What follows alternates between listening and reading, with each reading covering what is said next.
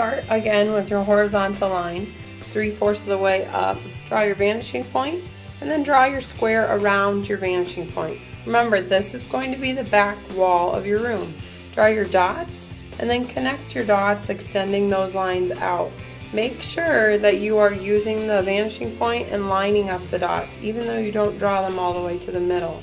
Then anywhere along the side wall, you're going to put another dot and draw your L. Your L represents how your bed sits on the sidewall and the floor. Then draw the finishing, draw your box, that represents the start of your bed.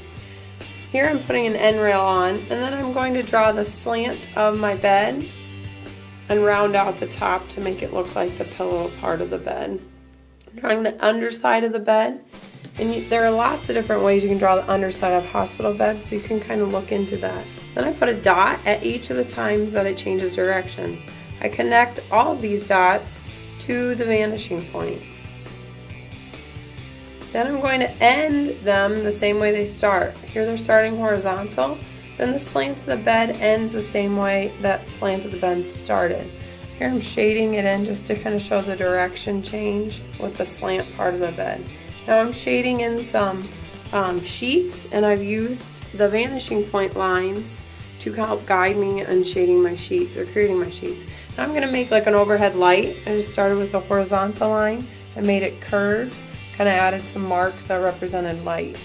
Now I'm making an upper cupboard. I'm going to start with a vertical line, and then I draw a box onto the back side of that vertical line, and then I end it, and then I put some dashes that represents the cabinet doors. I put in some knobs that then help represent that, and I've added some wood detailing to show that it's a wooden cupboard. Here I'm going to show you how to draw a TV. This TV turns out to be really big. This could also be a window. So you start with a vertical line. I've extended them backwards, but you could start on the opposite end. And then I've added a square to the end of it to show its thickness, to show that it's mounted on the wall. Here I'm drawing the frame for the TV, and then I add a little detail that says Sony and some buttons on the side.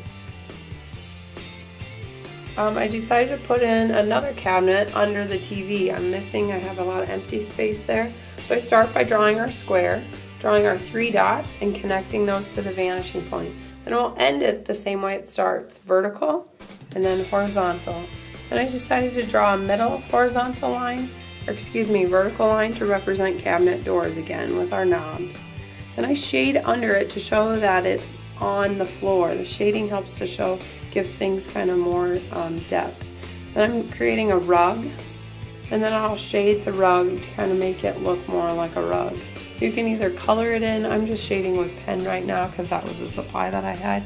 I'm shading with pen. You can kind of add some texture to it to make it look like it's soft.